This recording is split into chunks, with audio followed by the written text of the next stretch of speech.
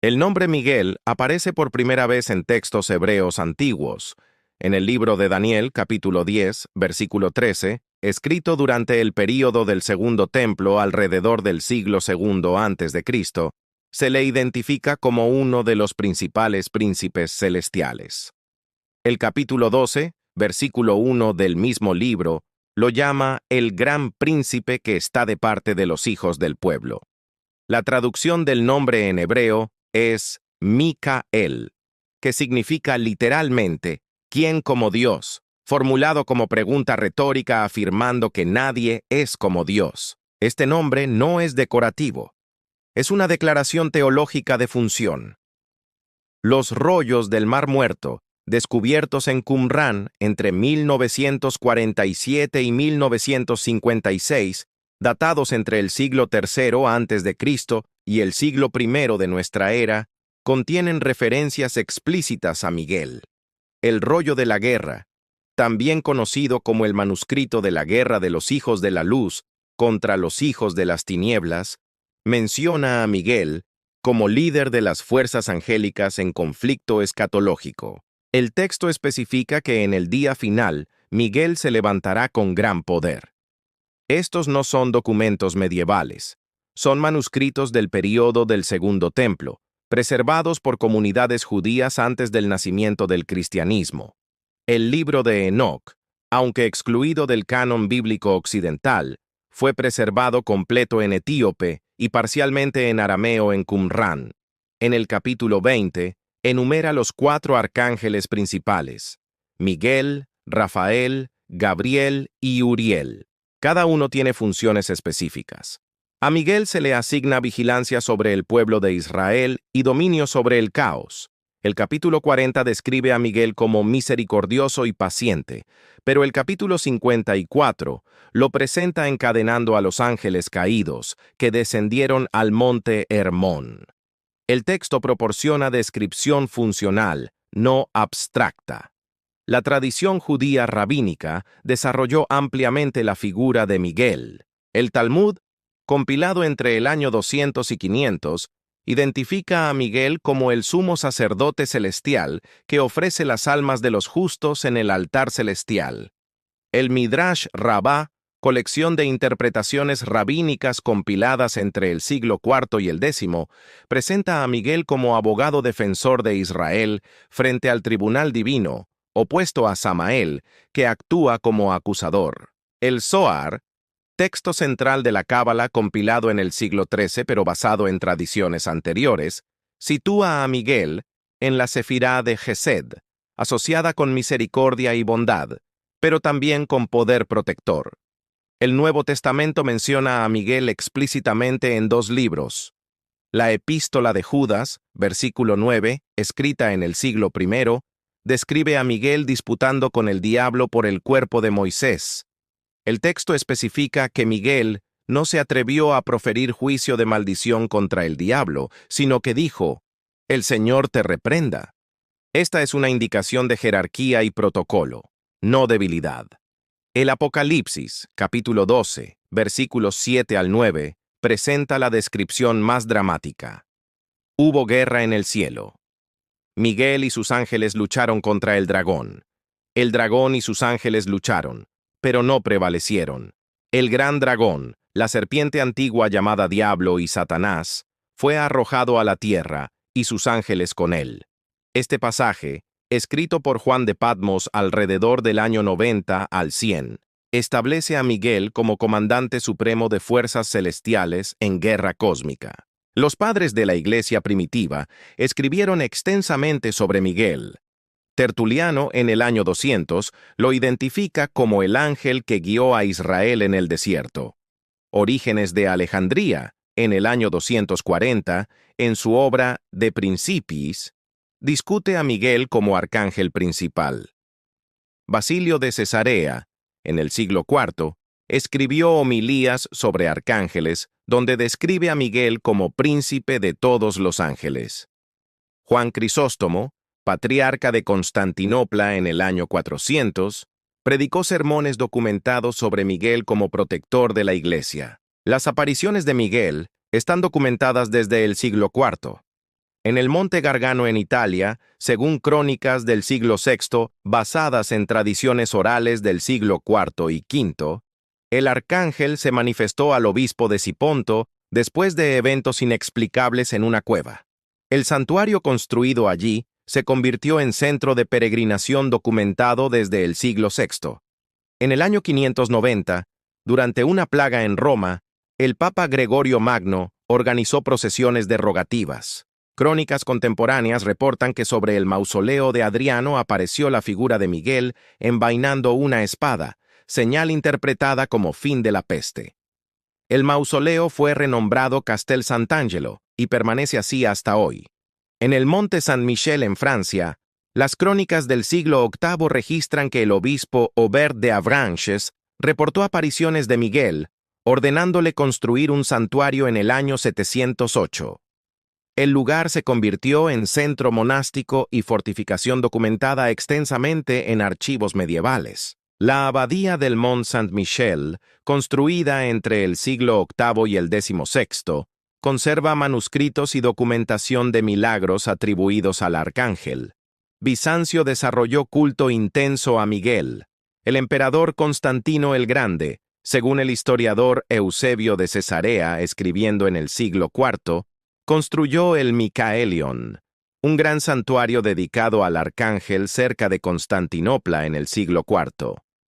El lugar se convirtió en centro de peregrinación imperial. Los emperadores bizantinos atribuían victorias militares a la intercesión de Miguel. Justiniano el Grande, emperador del siglo VI, restauró y expandió santuarios dedicados al arcángel. Crónicas de Procopio de Cesarea, historiador contemporáneo de Justiniano, documentan estas construcciones. La iconografía de Miguel es consistente desde el arte paleocristiano. Mosaicos del siglo V en Rávena, Italia, en la Basílica de San Apolinar, representan a Miguel como guerrero con armadura y lanza. Iconos bizantinos del siglo VI al X, preservados en monasterios del Monte Sinaí y Constantinopla, muestran patrones visuales consistentes. Miguel porta armadura militar, sostiene lanza o espada, a menudo tiene escudo con inscripciones, frecuentemente pisa o encadena figuras demoníacas. Manuscritos iluminados carolingios del siglo IX continúan estos patrones. Las funciones de Miguel en textos litúrgicos son específicas.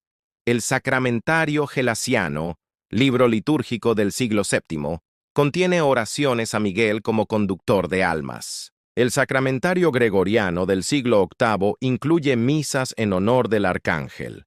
Estas liturgias no son invenciones tardías, reflejan prácticas consolidadas basadas en tradiciones anteriores, documentadas en martirologios y calendarios litúrgicos del siglo IV y V. La tradición islámica también reconoce a Miguel, llamado Micail. El Corán, Sura 2, versículo 98, lo menciona junto a Gabriel como ángel de Dios. Los hadices, recopilaciones de dichos del profeta Mahoma del siglo IX, describen a Micail como ángel encargado de provisiones y fenómenos naturales. La tradición islámica lo sitúa como uno de los 4 arcángeles principales junto a Jibril, Israfil y Azrael. Textos apócrifos y pseudoepigráficos amplían la figura de Miguel. La Ascensión de Isaías, texto cristiano del siglo II, describe a Miguel como ángel supremo del séptimo cielo. El Apocalipsis de Pablo, texto del siglo IV, presenta a Miguel mostrando visiones del más allá al apóstol. La vida de Adán y Eva, texto judío del siglo I, describe a Miguel enseñando a Adán agricultura después de la expulsión del Edén. Estos textos, aunque no canónicos, reflejan tradiciones extendidas en comunidades judías y cristianas primitivas. Los concilios ecuménicos discutieron la naturaleza de los ángeles. El concilio de Nicea en el año 325 y el concilio de Constantinopla en el 381 establecieron doctrinas sobre la jerarquía celestial. El concilio de Calcedonia en el 451 reafirmó la veneración legítima de ángeles. Actas de estos concilios, preservadas en archivos eclesiásticos, mencionan específicamente a Miguel. La peste de Justiniano en el siglo VI, pandemia que devastó el Imperio bizantino entre 541 y 542, generó culto intensificado a Miguel.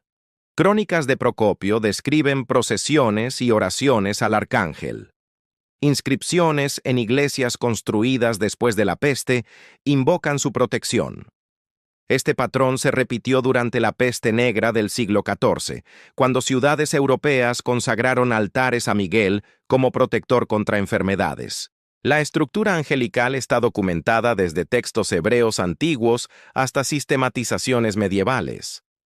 El libro de Enoc, fechado entre el 300 y el 100 a.C., según análisis de manuscritos de Qumrán, establece categorías angélicas. El capítulo 61 menciona ángeles de poder, ángeles de principados y ángeles secretos. El capítulo 40 enumera 4 presencias principales: Miguel, Rafael, Gabriel y Uriel, cada uno con funciones distintas. Pero dentro de estos 4, el texto otorga a Miguel el título de misericordioso y paciente, atributos divinos no aplicados a los otros 3. Los textos rabínicos desarrollaron jerarquías detalladas. El Talmud, en el Tratado Berajot, discute el orden en que los ángeles se presentan ante el trono divino. Miguel es mencionado primero, a la derecha; Gabriel segundo, a la izquierda; Uriel delante; Rafael detrás. Esta posición geométrica no es decorativa. En cosmología hebrea, la derecha representa poder ejecutivo y misericordia activa. El Zohar, texto cabalístico del siglo XIII, basado en tradiciones anteriores, asigna a Miguel la sefirá de Gesed, asociada con bondad y poder expansivo. Gabriel recibe Geburá, fuerza restrictiva. Esta distinción indica funciones complementarias, pero no equivalentes en poder. El libro de Daniel proporciona evidencia crucial sobre la jerarquía. En el capítulo 10, versículos 12 y 13, un ángel no identificado tradicionalmente interpretado como Gabriel relata al profeta que el príncipe del reino de Persia le resistió durante 21 días hasta que vino Miguel, uno de los primeros príncipes, para ayudarle. El texto hebreo usa Echad Hasarim Harishonim, traducido como uno de los principales príncipes. Pero en el capítulo 12, versículo 1, el mismo texto llama a Miguel Hazar Hagadol, el gran príncipe o el príncipe supremo. El artículo definido a marca diferencia lingüística significativa. Miguel pasa de ser uno entre varios a ser el principal. Esta progresión no es accidental.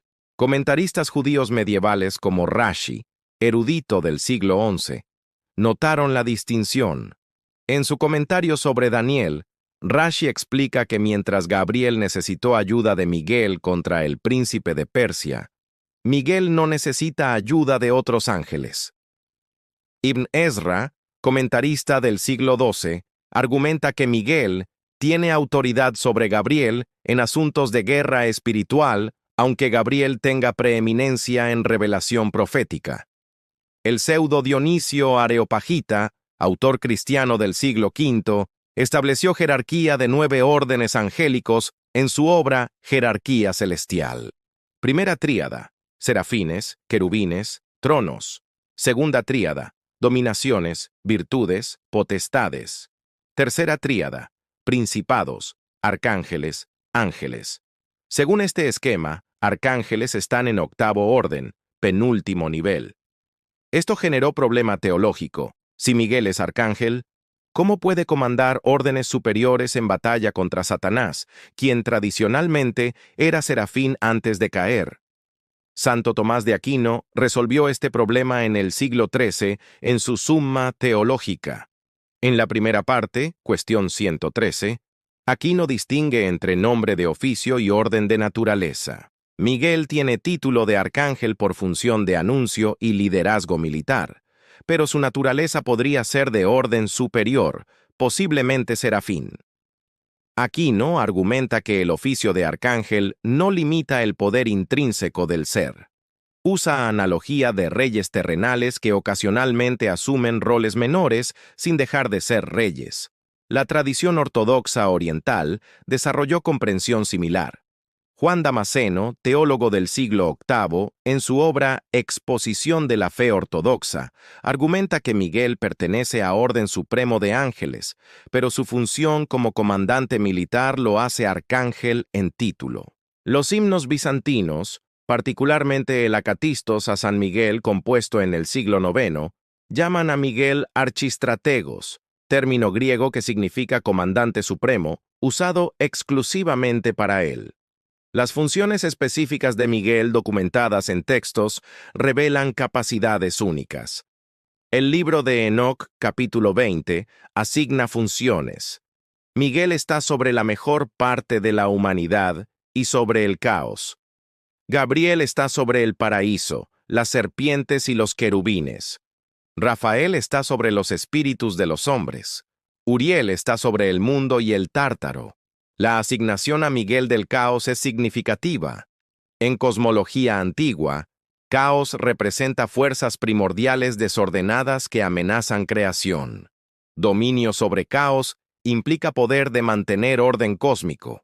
El Testamento de Abraham, texto pseudoepigráfico del siglo I o II, presenta a Miguel como arcángel supremo que conduce almas al juicio.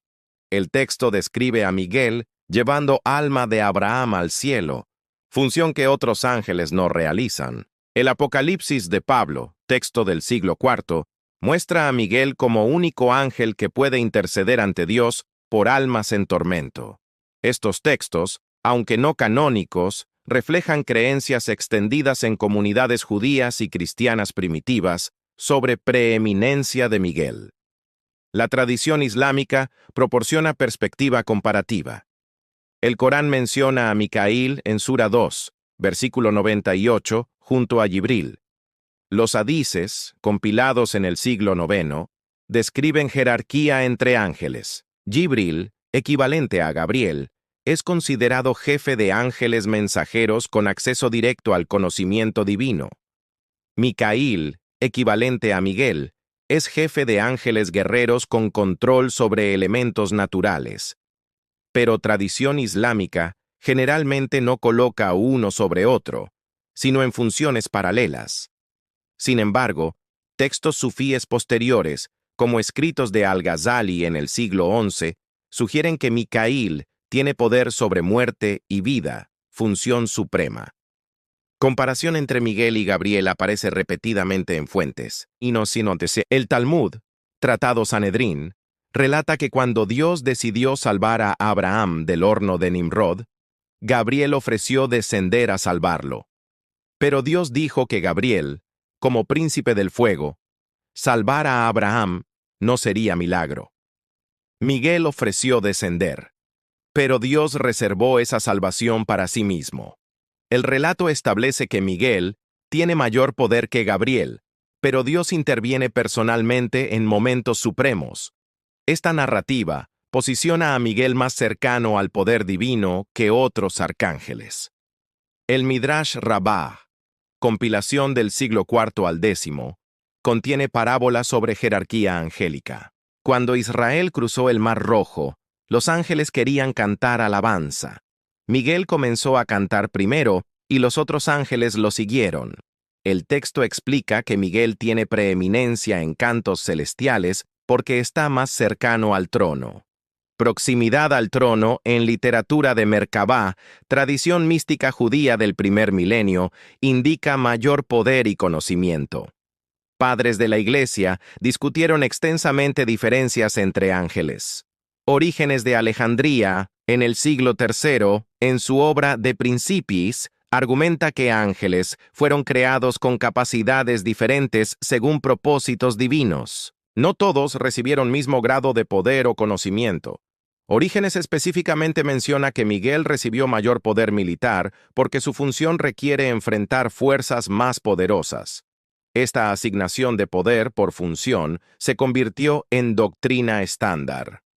Gregorio Nacianceno, padre capadocio del siglo IV, en sus discursos teológicos, Distingue entre ángeles que contemplan y ángeles que actúan. Miguel pertenece a categoría de acción, con máximo poder ejecutivo. Gabriel pertenece a categoría de contemplación con máximo conocimiento revelatorio. Ambos son supremos en sus categorías, pero Miguel tiene precedencia porque acción es manifestación de poder, mientras contemplación es recepción de conocimiento.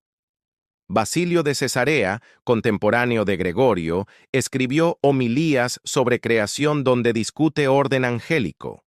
Argumenta que Miguel fue creado con mayor fuerza corporal, término que en angelología patrística significa capacidad de afectar mundo material y espiritual. Esta fuerza permite a Miguel no solo combatir demonios, sino encadenarlos, función que requiere poder superior a simplemente repelerlos. La iconografía revela comprensión visual de jerarquías. Mosaicos bizantinos del siglo VI en San Vital de Rávena muestran a Miguel con vestimenta imperial distintiva, corona y lanza, mientras otros ángeles tienen vestimenta más simple. En iconografía ortodoxa estandarizada desde el Concilio de Nicea II en el año 787, Miguel siempre aparece con insignias de comando militar, armadura completa, armas múltiples, postura de autoridad. Gabriel aparece con túnica de mensajero, sin armadura. Rafael aparece con bastón de peregrino y pez, símbolos de guía y curación. Las diferencias visuales reflejan diferencias de función y poder. Manuscritos iluminados medievales, como el Beato de Liébana, del siglo X, ilustrando Apocalipsis, representan a Miguel más grande físicamente que otros ángeles en escenas de batalla. Esta convención artística no es arbitraria. Tamaño, en arte medieval, representa importancia y poder. Miguel aparece del tamaño de Cristo en algunas ilustraciones, mientras otros ángeles son significativamente menores, indicando proximidad de poder a lo divino.